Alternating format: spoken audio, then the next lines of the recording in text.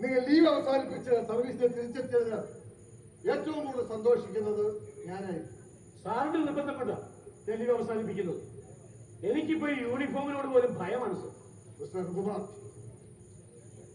നമ്മുടെ ഏറ്റവും വലിയ ഞെട്ടൽ നമ്മുടെ പ്രിയപ്പെട്ടവരുടെ മരണമാണ്. അത് നിങ്ങളെ പിടിച്ചു കുറിക്കെങ്കിൽ ഒരിക്കലും നിങ്ങൾക്ക് അതിൽ നിന്ന് ഉണരാൻ കഴിയില്ല.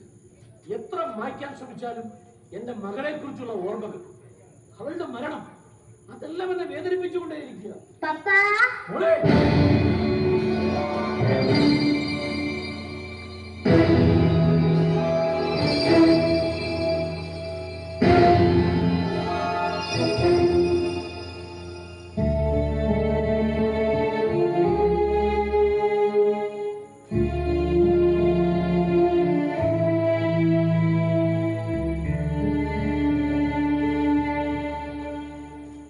ദൈവവിശ്വാസിയാണ്.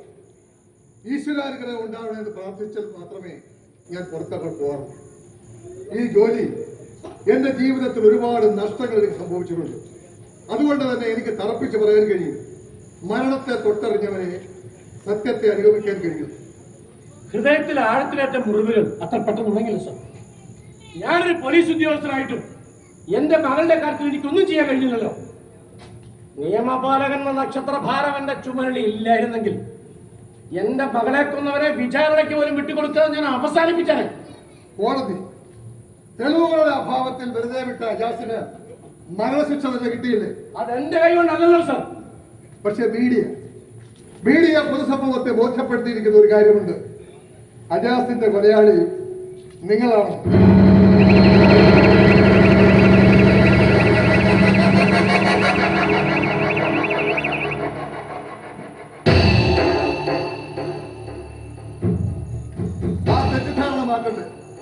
അതിനുവേണ്ടിയാണ് അരുണിനെ ഞാൻ ഈ അന്വേഷണത്തിൽ എന്റെ ടീമിൽ ഉൾപ്പെടുത്തിയത്.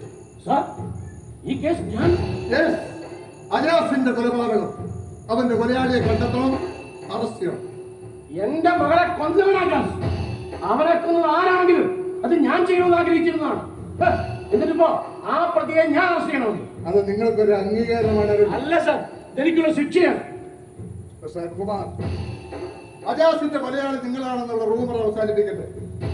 അതിന് എത്രയും പെട്ടെന്ന് യഥാർത്ഥ കൊലയാളിയെ കണ്ടെത്തി നിങ്ങളുടെ പേരുദോഷം മാറണം. അതിന് ഞാൻ നിങ്ങൾക്ക് നൽകുന്ന ആദ്യത്തെ കേസ്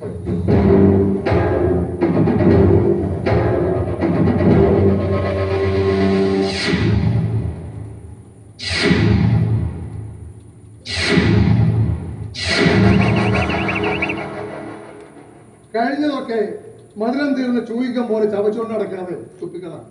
എന്നിട്ട് ഇന്നലേക്ക് വാ. ഇത് ശത്രുവിന്റെ കൊലയാളിയെ കണ്ടെത്താനുള്ള അന്വേഷണം മാത്രമല്ല, മറിച്ച് ഇനി സംഭവിക്കാൻ പോകുന്ന 2 കൊലപാതകങ്ങൾ തടയാനുള്ള നമ്മുടെ നീക്കം കൂടിയാണ്. 2 കൊലപാതകങ്ങൾ? അതെ. പോലീസ് അന്വേഷണത്തിൽ കണ്ടെത്തിയത് കുഞ്ഞാറ്റമ്മയുടെ കൊലപാതകി ഒരു മാനസിക രോഗിയായ കുറ്റവാളിയാണെന്നാണ്. പക്ഷേ പോലീസിന്റെ കണ്ണിൽ പെടാതെ പോയ 2 പേർ കൂടി ഇതിനകത്തുണ്ട്. നിങ്ങളുടെ വൈഫിനെ കൊല്ലാൻ ശ്രമിച്ചത് മറ്റൊരാളാണ്. അപ്പോ ഇവർക്ക് 2 പേർക്കും കൊട്ടേഷൻ കൊടുത്ത ഒരാൾ കൂടി ഈ ഗ്രൂപ്പിലുണ്ട്. അപ്പോൾ ഈ ടൈമിൽ 3 പേരുണ്ടല്ലോ? അതെ. ഇനി കണ്ണ് നീണ്ടേക്കാം, പക്ഷേ അതിൽ ഒരാൾ മാത്രമേ കൊല്ലപ്പെട്ടിട്ടുള്ളൂ. എന്റെ നിഗമനം ശരിയാണെങ്കിൽ ഇത് 2 പേർ കൂടി കൊല്ലപ്പെടാൻ സാധ്യതയുണ്ട്. പക്ഷെ നമ്മുടെ മുമ്പിലുള്ള ചോദ്യം അതെല്ലാവരും, ഈ 2 കൊലയാളികളെ നിശബ്ദനായ കൊലയാളിക്ക് വിട്ടുകൊടുക്കണോ, അതോ അതിനു മുമ്പ് അവനെ നമുക്ക് കണ്ടെത്തോ?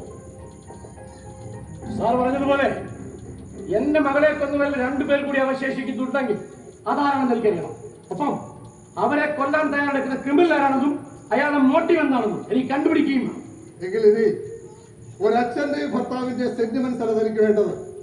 കൊല്ലപ്പെട്ടവരുടെ നാമാവ നിയോഗിക്കപ്പെട്ട ഒരു പോലീസ് ഉദ്യോഗസ്ഥന്റെ പവർഫുൾ പെർഫോമൻസ് ആണ്.